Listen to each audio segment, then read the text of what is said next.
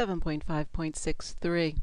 A boat sails directly toward a 150-meter skyscraper that stands on the edge of a harbor.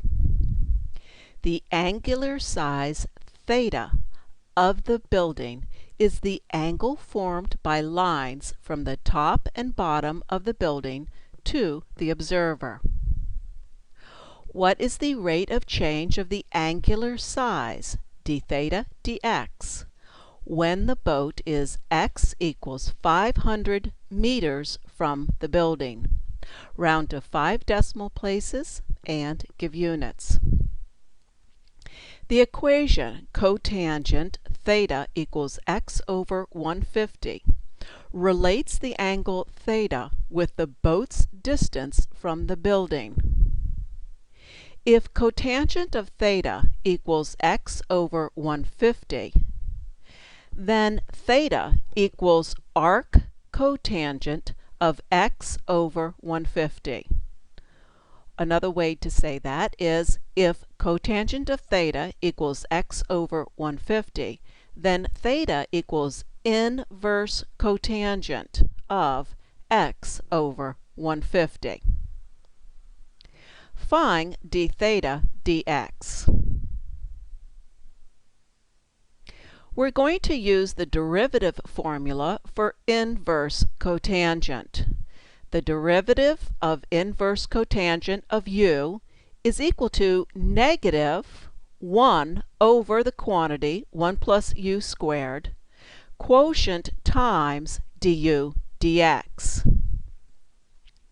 And we're going to use that formula to find the derivative of theta with respect to x. Think of u as x over 150. And so I've got the derivative of inverse cotangent of x over 150 is equal to negative 1 over the quantity, 1 plus x over 150 squared, all of that times the derivative of x over 150. So think of that as my u.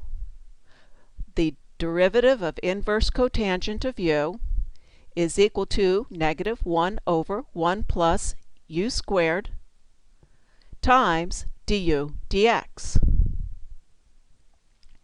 Find this derivative. The derivative of x over 150 with respect to x is equal to 150. Next, square the quotient x over 150. X over 150 squared is x squared over 150 squared. I'm going to move that bottom line back up to the top of the next slide. This is what I have. Now, further simplifying, I'm going to multiply this quotient by 150 squared over 150 squared. When I do that, the quotient becomes 150 squared over the quantity 150 squared plus x squared. Then I'm going to divide 150 that I see in this denominator into the 150 squared found in this numerator. I can do that because these two quotients are being multiplied. And when I do that, this is what I get. Now, I was just showing you how I might handle it. You can handle it differently, just as long as you're able to show your work and that it makes sense and that you come to the correct answer. So, the relationship between the distance from the building x and the rate of change of the angle theta is d theta dx is equal to the negative of 150 over 150 squared plus x squared. What we want to do is we want to find d theta dx, the change in the angular size, when x is equal to 500, when the boat is 500 meters from the skyscraper. So what I do is I just evaluate this for x being 500, and when I do that, I get negative -0.00055 radians per meter.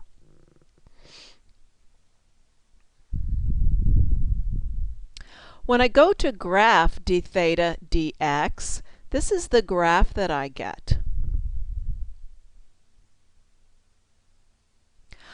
I then determine the point at which I need to determine the point at which the angular size changes most rapidly. The angular size changes most rapidly when d theta dx has the greatest magnitude. And that, of course, occurs here where I'm farthest from the x-axis, and where so that occurs when x is equal to 0. Now, this next piece is not, you're not asked to do this, but I thought I'd go ahead and talk about it a little bit more. At x equals 0, the rate of change of the angular size is about -0.0067 radians per meter.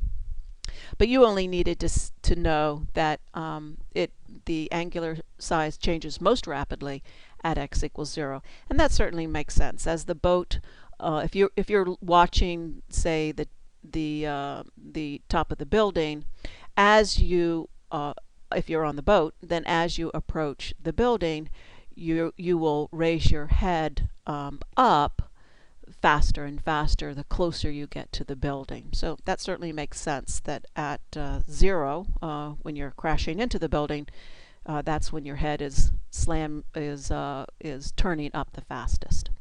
All right, you take care. Have a great day, and I'll see you next time.